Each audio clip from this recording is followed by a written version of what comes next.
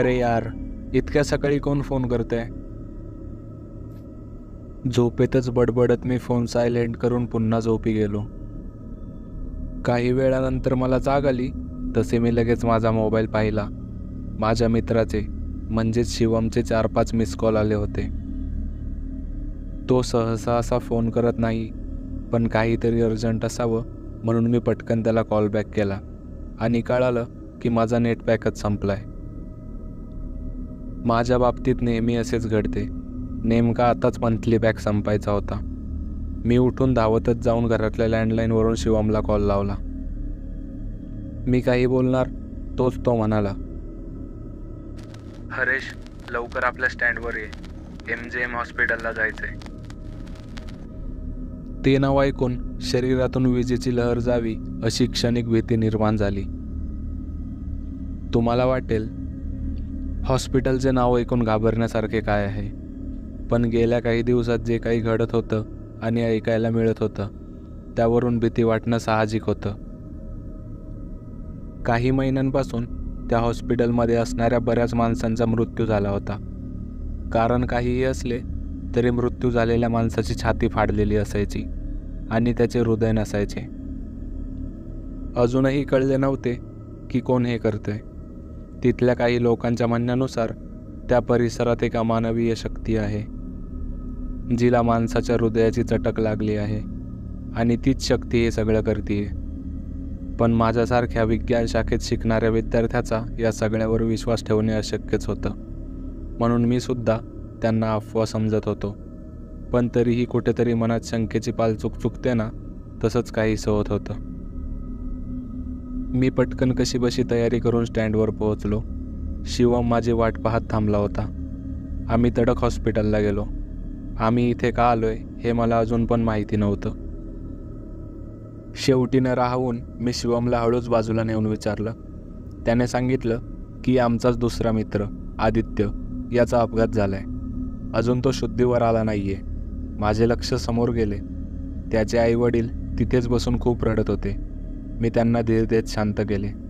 दिवसभर आम्ही तिथंच थांबलो. संध्याकाळ होत आली होती. मी आदित्यच्या आईवडिलांना सांगितले की तुम्ही घरी जाऊन आराम करा, मी आणि शिवम थांबतो इथं. दिवसभराच्या धावपळीमुळे तेही थकले होते, पण आम्ही थांबतो म्हटल्यावर त्यांना जरा हायसे वाटले. शिवमने बाजूच्या हॉटेलमधून आम्हा दोघांसाठी जेवण आणले. आम्ही ते उरकून बाहेर गप्पा करत बसलो होतो. साधारण 11 वाजत आले होते. वर्दळ कमी होत चालली होती आणि वातावरण शांत होत होतं. पण हॉस्पिटलमध्ये रुग्णांच्या खोकण्याचा, कुजबुज करण्याचा आवाज शांततेला चिरत कानावर पडत होता. मी तिथं बसून बसून कंटाळून गेलो होतो. म्हणून शिवमला म्हणालो की मी जरा बाहेर पाय मोकळे करून येतो, तू बस इथेच. हॉस्पिटलच्या बाहेर पडलो तर रस्त्यावरच्या लाईट्स बंद असल्यामुळे मिट्ट काळोख पसरला होता. मी चालायला सुरुवात केली आणि अचानक रस्त्याच्या कडेलगतच्या झाडामागून एक किंचाळी ऐकू आली. मी दचकलो आणि जागेवरच थांबलो. इथे घडत असलेल्या प्रकाराची आठवण झाली आणि अंगावर सरकन काटा येऊन गेला.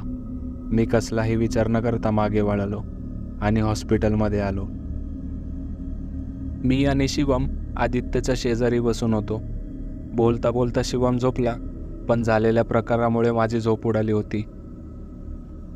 लोकांच्या म्हणण्याप्रमाणे या परिसरातील ती अमानवीय शक्ती ही तर नसेल, या गोष्टीचा सोक्षमोक्ष लावायलाच हवा.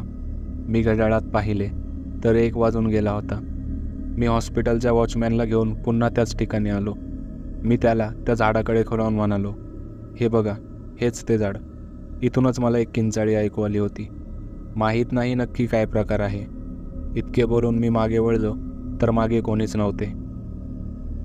त्या काळोख निर्जन रस्त्यावर मी एकटाच होतो. मी त्याला शोधू लागलो आणि शोधत त्या झाडाखाली आलो.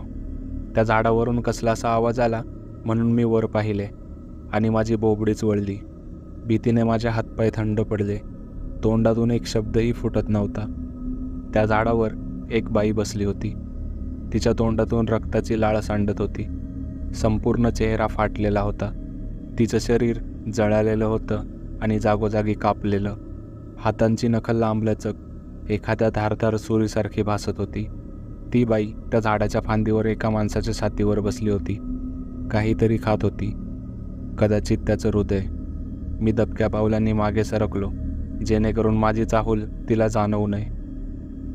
मी काही अंतर गेल्यानंतर सरळ धावत सुटलो.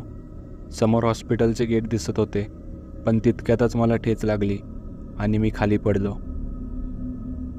तोपर्यंत त्या बाईला माझ्या हसण्याची चाहूल लागली होती. अतिशय वेगाने ती सरपटत माझ्या दिशेने येऊ लागली. ठेच लागल्यामुळे मी वेदनेने कळवळत होतो, पण तरीही धडपडत उठायचा प्रयत्न करू लागलो. पण शेवटी माझी धडपड व्यर्थ ठरली आणि मी तिच्या तावडीत सापडलो. तिने माझ्या पायाला धरून खेचले आणि माझ्या छातीवर बसून म्हणाली, "मगाशी वाचलास, पण आता नाही." भीतीमुळे माझ्या शरीरातील सगळा त्राण संपला होता. माझा मृत्यू समोर दिसत होता. माझे कुटुंब, मित्र सगळ्यांचे चेहरे डोळ्यासमोर येऊन गेले. मी मनातून देवाचा दावा करू लागलो. तोच तिने माझ्या छातीत तिची नखं खुपसायला सुरुवात केली आणि तितक्यात मला आवाज आला, "हरेश, अरे काय झालं? असा का पडला आहेस? चक्कर वगैरे आली की काय?" शिवम काळजीने विचारत होता. मी भानावर आलो आणि समोर पाहिले. ती बाई कुठंच दिसत नव्हती. मी प्रचंड घाबरलो होतो, म्हणून मला धीर देत तो आतमध्ये घेऊन गेला. मनात विचार आला की आज माझा मित्र देवासारखा धावून आला. पण हे प्रत्यक्षात घडले की फक्त भास, हे मला समजत नव्हते. विचार करता करताच मी गाढ झोपून गेलो. सकाळी जेव्हा उठलो तेव्हा छातीमध्ये चरचरत होतं. मी शर्ट काढून पाहिले तर माझ्या छातीवर नखं खुपसण्याच्या खुणा होत्या.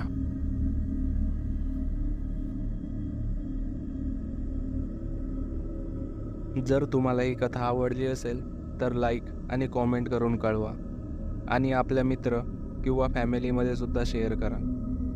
तसेच अशाच नवीन नवीन स्टोरीज ऐकण्यासाठी चॅनलला सबस्क्राईब करून बेल आयकॉन दाबा, म्हणजे चॅनलच्या सर्व नोटिफिकेशन्स तुम्हाला येतील.